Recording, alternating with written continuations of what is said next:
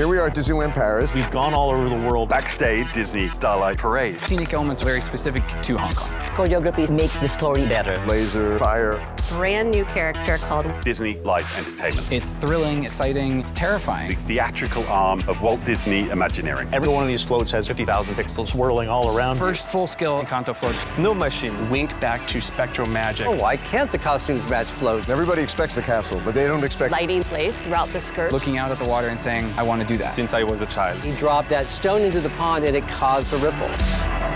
We call it Imagineering. Imagineering.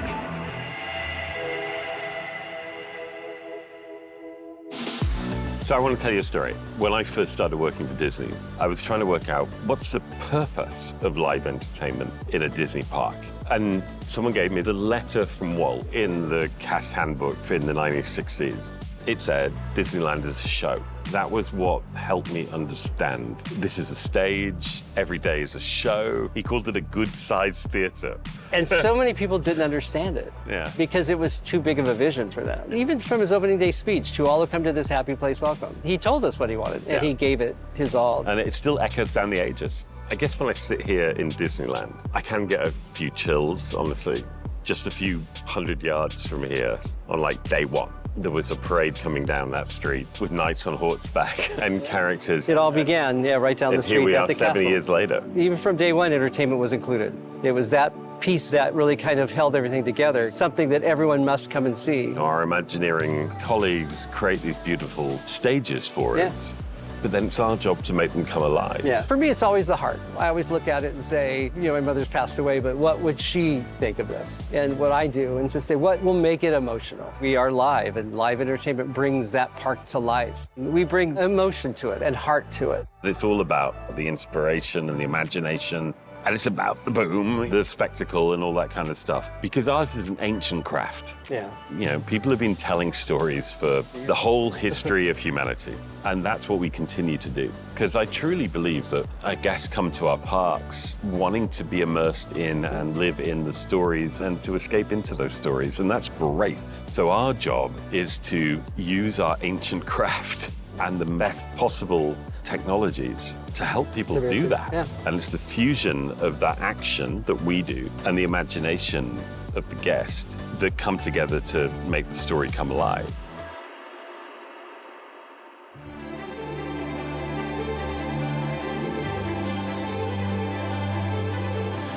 So Adrian, here we are at Disneyland Paris. Guests just saw our new show, Tales of Magic. You did a lot of work on this. I was the light designer. I created the fountains, the lights, the drones, even the lasers.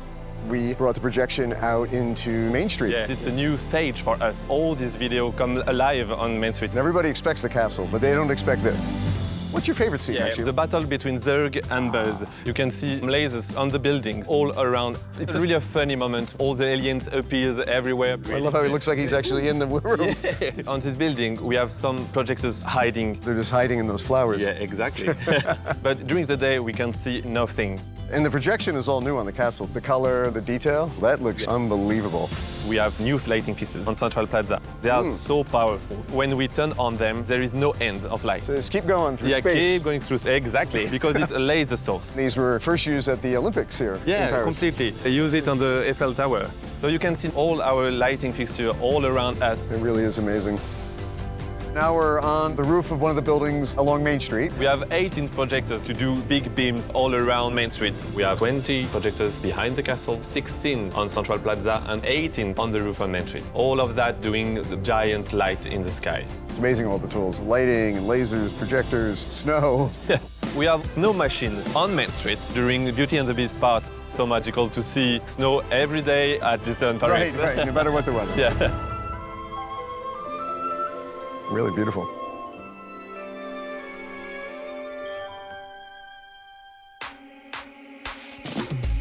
We are in the programmation room. Here we can program light, fountains, even flames on the castle show. Here you can see a map of Main Street. When I pick that 4 blocks, all the projectors on the roof I can control here in real time. I can see each angle in each position and modify what I want. All the video mapping, the lighting, all the lasers, even the drones, I can see them in the 3D simulation. For me, as a light designer, drones are just more projectors, but in the sky. What's super intelligent about the drone is they load the program to tell it what role it is in the show, and then at the end of the show, they're wiped of their memory and then reloaded before each show. I think that is so clever. I always say our product is emotion, and what we really want to do is make people feel the joy, the happiness, what they felt when they saw these movies for the first time. We have to find the exact moment to bring an emotion. We can't normally bring that many people together for one show and have them all experience the same emotion at the same time. You can see the show in the middle of Main Street, on Central Plaza, even in Town Square. It's not the same show. What's interesting to me, too, how the same thing, a laser or fire or a fountain, can be something that shows us villain and power. And at another moment, it can show us something that's romantic and beautiful. And it's how you guys put it all together, just like musical notes on a piano or any instrument. That's really beautiful. You spend a lot of long nights, you're up a lot. What is the pull that makes you want to come and do this every night? I work and I'm passionate about show and theater since I was a child. One day, I see Disney Dreams on the castle with my mom. The experience was so magical for me and my mom, so I want to work here someday. So you had a dream, and here you are. I'm going to explain in French. C'était vraiment quelque chose d'assez magique pour moi. C'est vraiment l'enfant qui a vu ça et je suis vraiment tellement heureux de pouvoir lui faire vivre ça en continu aujourd'hui. Aujourd'hui, je peux vivre cette expérience tous les jours avec le public. Je veux le faire revivre au public, ressentir cette magie que j'ai ressentie, cette émotion que j'ai ressentie ce jour-là. Because I can create emotion with beautiful work. This little boy today can say, oh, that's me now. It's one of the greatest things when you're an Imagineer is that you understand that if you were able to do it, everyone can. So it's true. Dreams do come true. Yeah, really.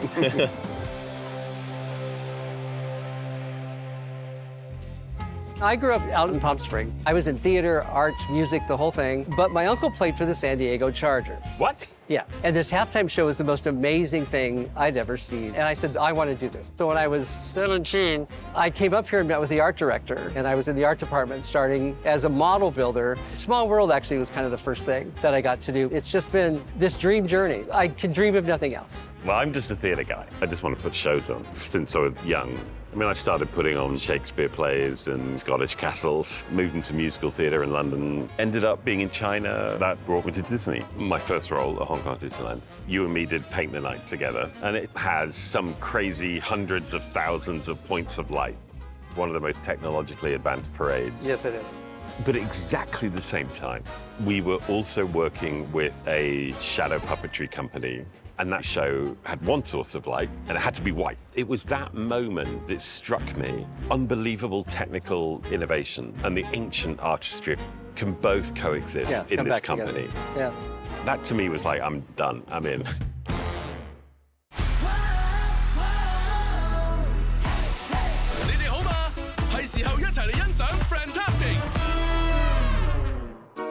We're so excited to celebrate the 20th year at Hong Kong Disneyland. Not only do we have an incredible new castle show, we have a wonderful parade, of course, but momentous being able to add a brand new tag and extend it all the way down Main Street.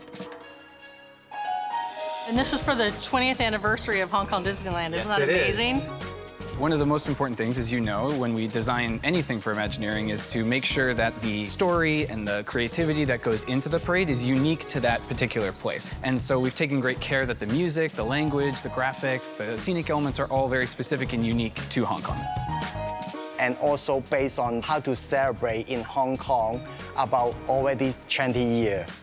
Everyone is welcome to be part of this celebration, the most magical party of all.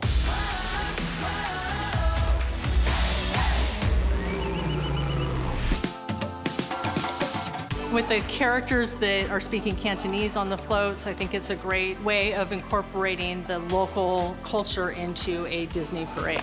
One of the things I'm most impressed about with your choreography, RM, is you really took so much time and attention to each story, but also the cultural impact. Choreography for parade is like a formula. The dancers need to keep traveling along the parade route.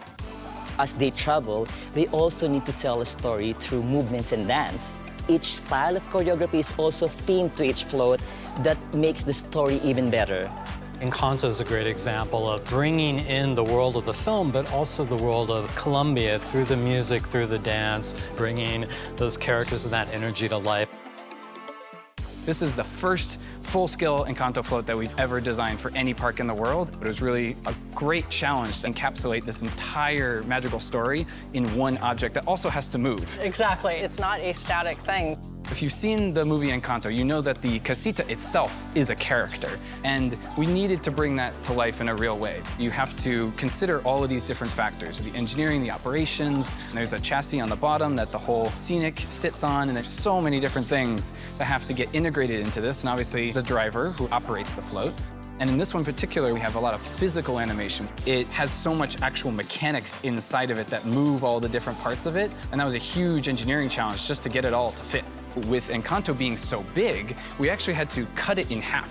And we have to have the top half of it extend up after it actually gets out into the park so that we can effectively store it. I'm so excited about bringing Duffy into this parade. The pageantry, the energy, the storytelling. These are some of the strongest characters we have. Duffy Float is very interesting. It's about the story of Duffy and his friend. We have Gelatoni, Iso with his beautiful painting on it. In front, also, we have their little friends, the moss. And we have a brand new song for Duffy.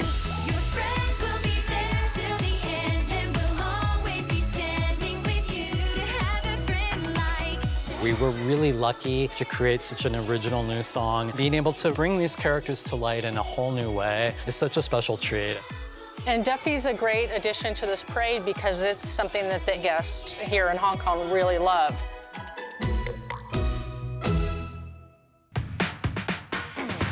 Each float has its own music, it has those characters that we're bringing to life, but then they all come together in the show stop on Main Street. I think one of the exciting things about the show stop is the ability to create the sense of a concert, this feeling of stopping and doing a big musical number. We wanted the guests to feel like they were truly not only immersed in the parade, but actually a part of it. So you'll see a lot of things that feel iconic, these gestures, movements that guests can engage with too. And really keeping that intimacy and that up-close personal connection to them was so important. And the guests will learn the special handshake, which is I got you. I got you. You always got my back whenever I'm sad. Yeah, I got you. I grew up going to Walt Disney World, and that was our only family vacation. We never went anywhere else. And so as a result, I developed a very deep emotional relationship with the Disney parks. When I was about 12 years old, I went to Epcot and I saw the fireworks show, and I just remember being totally blown away. How many other places in the world do you get people of all walks of life, all around the world, coming together in celebration? And I remember standing there and just looking out at the water and saying, I want to do that. And so I really pursued that as a professional career because of being inspired so much when I was a kid. When you're so inspired by something when you're young and you don't know how to make it happen, it's thrilling, it's exciting, and it's terrifying because hundreds of thousands of guests walk through those gates and you feel such a deep personal responsibility to give them something magical that is going to make their day, going to make their vacation. I can't think of anything else I would rather do than wake up in pursuit of that. It sounds cliche, but it's a dream come true. Let's talk about nighttime spectaculars, right? Because you're the kind of like master artist. It's a huge part of our guests' day that we leave them with something beautiful that they collectively experience together at the end of the day. You know, I take that very seriously when we do shows because if I can get a father of 6 children to cry, they can feel it too. Dads and moms, they see the world through their kids' eyes. Yeah. The New World of Color Happiness, the Rainbow Connection, last night, it made me cry. The fountains and the color became a character, a person. And I just love the simplicity and the purity of it is beautiful. What was great was taking the idea of all the colors of the rainbow and mixing them with the actual colors from inside out and those emotions, and then playing those out throughout the show. But at the end, bringing them all together and showing that through all the colors, you find true happiness. But Rainbow Connection is a very extraordinary and meaningful piece of music. We were in the middle of the pandemic. We sent Kermit a camera. He recorded Rainbow Connection out in the swamp, and the responses. This reminds me of my parents or my wedding, my dad, the emotion that was associated with that. And I just think what you managed to do with the show of just saying, let's just play the song and let the fountains and the color and the water just be. I find it very moving.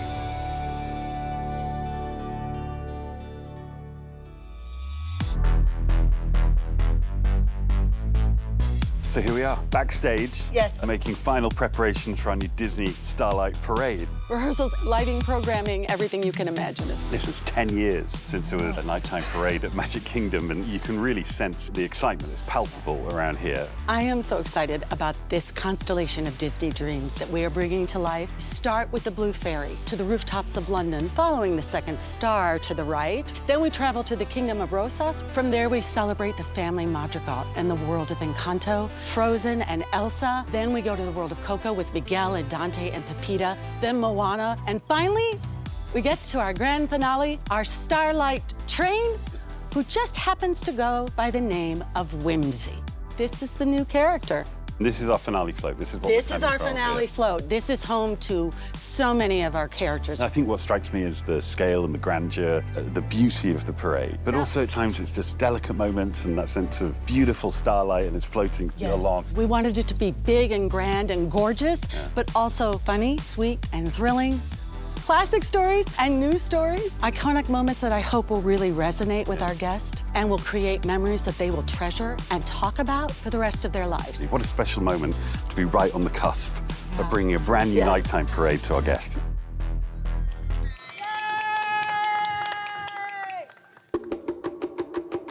So Danny, as senior art director on this beautiful project, tell me about what you do. One of the things I do is design floats. I would take parts and pieces from the Blue Sky meetings and create the foundation for what that design will become. Start with the pencil sketches, we go to the color renderings, we consult with the lighting, we take them to model, engineering, and now the programming. So it's amazing, 2.5 years later, now we're actually staring at the float here at the parade barn. Incredible. It's incredible.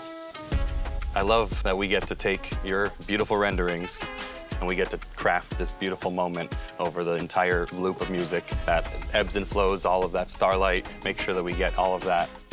One of the things that we really wanted to focus on was the shape language of the waves. It gave it that sense of kinetics, that sense of motion, even though it's static. I think we have about 50,000 pixels on this. We have a lot of extra definition and density that is really important to create that fullness of the waves, and that white cap look as we're rolling through those waves. The new UV technologies that we're using for the sail and for Grandma Tala. Very elegant, but also very sharp and musical when we need to be. As many places we can infuse the starlight magic as possible. So we can have a really fast sparkle, or we can have a really slow and dense sparkle. Wow, and that is a magic moment in itself.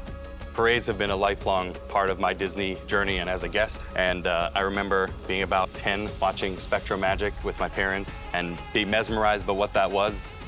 At that point, I didn't realize what my future was gonna hold, and to be able to be here that many years later, to be able to create this new, massive, exciting new offering that is, next generation nighttime parade, and to be able to infuse all those beautiful moments that I remember from Main Street Electrical Parade and Spectro Magic into Disney Starlight is one of the most incredible dreams come true. Yeah.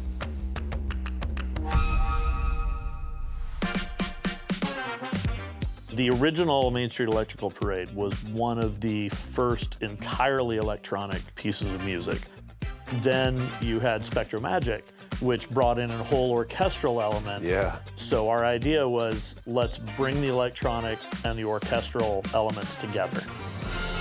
We wanted to bring something that was familiar and nostalgic, while at the same time something new to Starlight. Each float is its own stage. So once the parade begins and is traveling down the park, we have strategically set up these GPS zones where they've hit a point. We're now gonna fade out the music and give it its pause and start it. Each individual unit has the sort of essence of that particular movie. So we've got the accordion, the wood flute, all the percussion instruments. Moana, we've got the big drums, ukulele, conch shell. So we wanted there to be an authenticity to all of that while still keeping something that feels like the same parade. And that's really the whole idea, is that as you see the next unit, you hear the next unit. It's not only the storytelling, it is the technology. It's picking the right speaker. Right. This isn't just we picked anything off the shelf. We have to consider weight, durability, dispersion, we have to coverage pattern. Yeah. Just how do you maintain the thing? Right. Can you get to it? We spend many nights out in the park. We make adjustments to make it as close to what the experience of sitting in an immersive studio sounds like. We've gone all over the world recording these incredible musicians. We've made these beautiful mixes in the studio. Now we want that to sound like that in the park. Right. And I think that's the excitement, right? It's that difference. It's why do you need to come to Walt Disney World?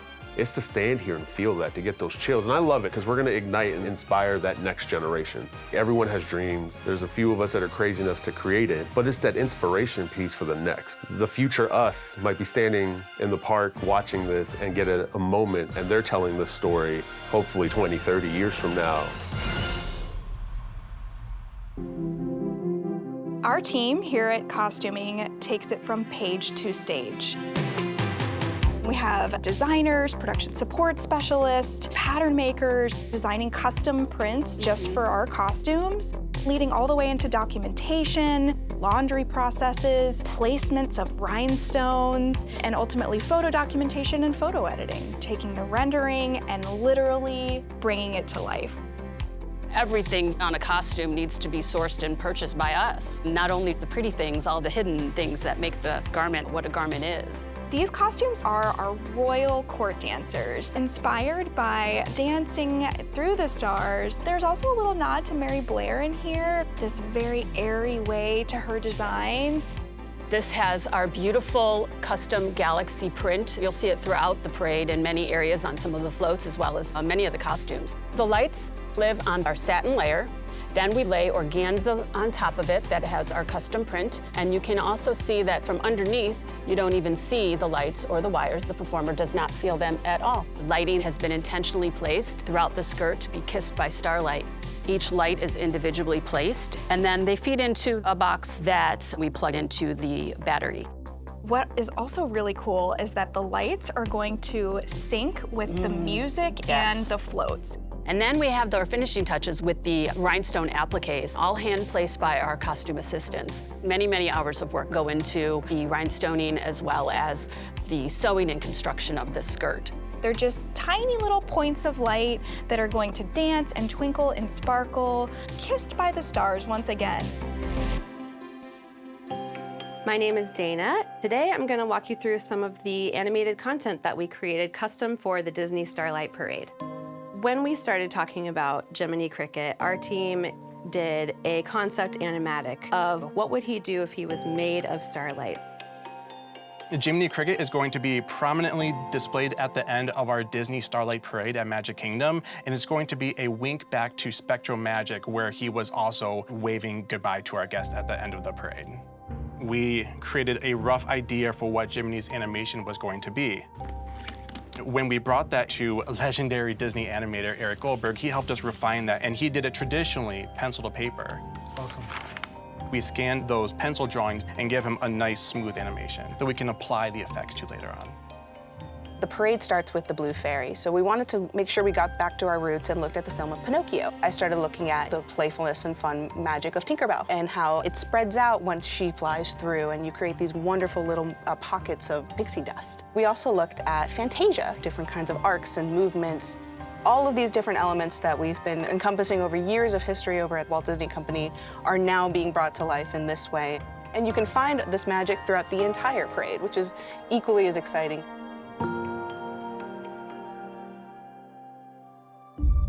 Once that process was complete and we were happy with the sequence, that's when Javier added the beautiful VFX. This Starlight Magic environment, which is a little pixie dust star that goes around and illuminate him, which was a big challenge because this is a 2D cartoon animation and we was trying to mimic 3D environment lighting.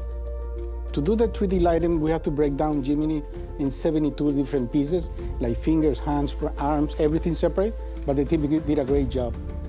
I has been following the process the whole 8 months, waiting for this moment, right, where I put together the piece and it became what we thought about it. And I think one thing that's really special about this is that Anna, who's your daughter, got to help design the look of the Starlight Magic, right? Sitting down in the color correction process next to her was really, seems something really special for me. And really soon we'll get to see it in real life together. I can't wait to see the guests to experience what we create here with Jiminy. What a perfect way to end the Starlight Parade.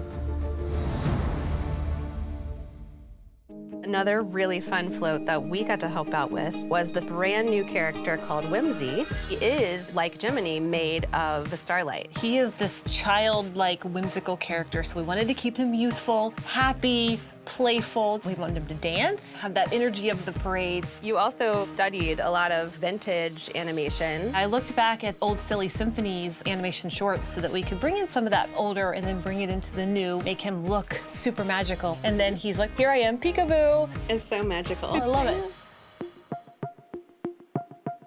I think about opening day at Disneyland. That first parade is how amazing to be a part of that decades-long legacy of creating parades for our guests. Yeah, I feel that. How can you sum up what you want the guests to feel when they come and see this incredible parade?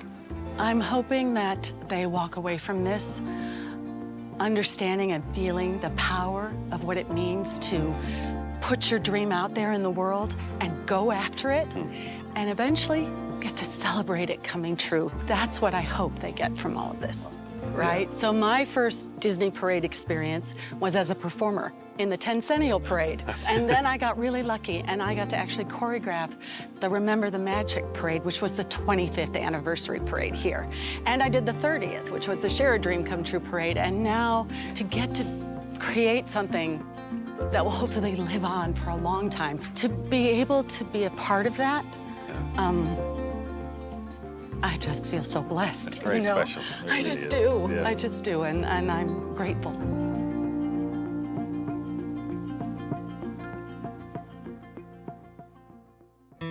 Creativity is a very weird thing because it's not going to be right all the time. You have to just keep pushing for what is the best. Walt pushed. I mean, when you really go back in history, it really was amazing what he did. He understood entertainment better than anybody. Look at what's here. Some guy walked through an orchard saying, I see a castle here, I see this here. He drew a plan over the weekend and sold it. 2 years later, here's Disneyland. And then that went to Florida, and then that went to Paris, and then it just kept growing.